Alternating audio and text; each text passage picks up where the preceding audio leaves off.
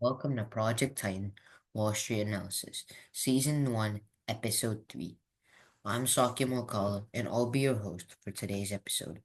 We will discuss the headlines of the past few days and weeks as we look into what's happening before and after Thanksgiving. Our main source for this podcast is the Wall Street Journal. So let's begin. Today, our first headline highlights how November was an excellent month for the markets. U.S. stocks experienced their largest monthly gains of the year, driven by a rally in semiconductor stocks on Friday. The S&P 500 and Dow Jones Industrial Average, two vast stock indexes, posted modest increases, but it was enough to reach new record highs during a holiday-shortened trading session. The Dow Jones finished just below the 45,000 point milestone after the holiday session. Semiconductors, companies that make computer chips, saw very significant gains, including equipment manufacturers Applied Materials, Lam Research, and chipmaker Nvidia. A Bloomberg report indicated that the Biden administration's upcoming restrictions on industry sales to China would be less severe than anticipated, positively impacting some international chip stocks on Thursday. Additionally, toy manufacturer Hasbro rose by 2% after Elon Musk sparked speculation about a potential takeover by inquiring on X about the company's worth. According to Dow Jones market data, the Dow and S&P recorded their largest monthly percentage gains of the year. The smaller Russell 2000 index also climbed, with a monthly rise of approximately 11%. We will continue talking about the S&P 500 as we move on to our headline about Fair Isaac. The S&P 500 has been rising in November. One of those top performers in the S&P right now is Fair Isaac, commonly known by its ticker symbol and flagship product, the FICO credit score. While Fair Isaac does not provide credit data directly, it utilizes data from credit bureaus and its clients to create scoring and analysis that clients use for underwriting and other customer-related decisions. Over the past decade, Fair Isaac's shares have been among the top performers in the S&P 500, delivering an annualized return exceeding 40%, according to FactSet data. Within the S&P 500 financial sector, Fair Isaac has outperformed several giants, including MSCI, S&P Global, and Moody's Financial Services, all of which have surpassed the best performing bank in the S&P, JP Morgan Chase & Co., over the same period of time. This year, Fair Isaac's shares have more than doubled in value.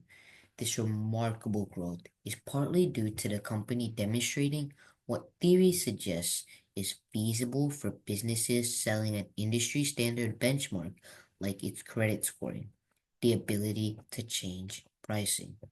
Fair Isaac recently announced an increase in the wholesale price of its FICO scores for mortgage originations, raising it from $3.50 to $4.95.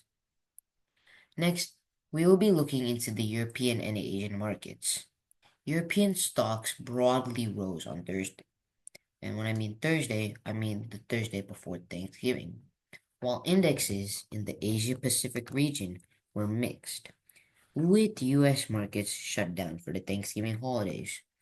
Futures tied to major US indexes edged higher. A holiday shortened Black Friday trading session will be the last of this month, and benchmarks are on pace for big gains, spurred partly by Donald Trump's election victory. According to Dow Jones market data, the small cap Russell 2000 and Dow Jones Industrial Average are up more than 10% and 7.1% in November, as I already mentioned, on pace for their biggest monthly percentage advance this year. The S&P 500 and the Nasdaq Composite have added more than 5%. In currency markets, the Mexican peso rallied after President-elect Trump said in a social media post that he had had a wonderful conversation with Mexican President Claudia Sheinbaum after tackling drug smuggling and migration. Now, we'll talk about Google's decreased popularity and how it's losing the AI websites. If Google were a ship, it would resemble the Titanic in the 2 to 3 hours leading up to its collision with an iceberg. Floating high, seen as unsinkable, yet about to confront a force of nature that could make its name synonymous with disaster. The challenges facing Google are numerous and interconnected, and the Justice Department's recent efforts to dismantle the company, details of which were released on November 20th, might be among its least significant issues. The company's core business is under pressure. More people are turning to artificial intelligence or AI for answers, while the younger generations like Gen Alpha relies on alternative information platforms. Additionally, the quality of search results from Google is declining as the web becomes increasingly saturated with AI generated content. Together, these trends could lead to a long-term decrease in Google search traffic and the substantial profits that sustain its parent company, Alphabet, including its money-losing ventures like the Waymo self-driving unit. Next, let's look at a SoftBank Group and its rise. SoftBank posted a $7.7 billion quarterly profit, supported by gains in its tech investments, and is getting ready for bigger investments. The Japanese tech company is returned to a net profit in the 3 months that ended in October, it said Tuesday, helped by gains in its stakes in e-commerce company Coupang, Chinese company Didi Global, and T-Mobile, compared with a net loss a year earlier. SoftBank Group CFO, or Chief Financial Officer, Yoshimitsu Goto, said at a briefing that strong earnings results improve its financial footing, allowing it to make bigger investments selectively at the right time. We are preparing to take advantage of various opportunities, Goto said. Another topic for this episode is how Warren Buffett's Berkshire Hathaway established new positions in consumer companies Domino's Pizza and Pool Corp. Although they are mostly selling stocks in the third quarter, the Omaha, Nebraska-based company also slashed its recently established stake in Ulta Beauty and cut its holdings down of Capital One Financial and Charter Communications, according to a regulatory filing. Berkshire revealed that it continued selling down its flagship position in Apple during the quarter and reduced its big stake in Bank of America. The disclosure in the filing with the Securities and Exchange Commission detail what was already clear. Berkshire has been selling stocks and building up its mountain of big cash. Next, we will look in the Home Depot raising its 2024 outlook after its third quarter results. Home Depot raised its guidance following strong third quarter sales as customers snapped grills and other outdoor products. According to FactSet, revenue climbed 6.6% to $40 billion for the quarter that ended October 27th, topping analyst forecasts for a little over $39 billion. Comparable store sales were down 1.3%, a smaller decline than the 3.1% drops that analysts had expected. Chief Financial Officer Richard McPhail said weather conditions in the third quarter were optimal in most of the U.S. When the weather is good, our customers spend more time in our stores, is what he said in an interview. The stock edged down 1.3% to $403.08 in New York trading. Home Depot is the fourth largest U.S. retailer by market capitalization, behind Amazon, Walmart, and Costco. Now, we will talk about how Walmart is prepared for the holiday season and how Target isn't. Is America's largest retailer a bellwether for others? Or is it just the Grinch coming back from the movies to steal Christmas sales from everyone else? So far, it appears to be the Grinch. Walmart reported a strong start to the holiday selling season, announcing on Tuesday that comparable sales for Walmart US rose by 5.3% in the 3 months ending October 27th compared to last year. This figure significantly exceeded the 3.8% growth analysts surveyed by Visible had expected. This marks the 11th consecutive quarter that Walmart US has outperformed analyst expectations for this one metric. In contrast, Target reported on Wednesday that its comparable sales grew by only 0.3% in the same period, falling short of Wall Street's expectations of a 1.4% increase. Walmart has raised its fiscal year guidance for the third time, now expecting net sales to grow between 4.8% and to 5.1% on a constant currency basis, as it previously was the range of 3.75% to 4.75% provided 3 months ago. As the top performing retailer in the S&P 500, Walmart's shares rose by 3% following the earnings calls last Tuesday. About the story of Peter Cancro, Jersey Mike's current CEO.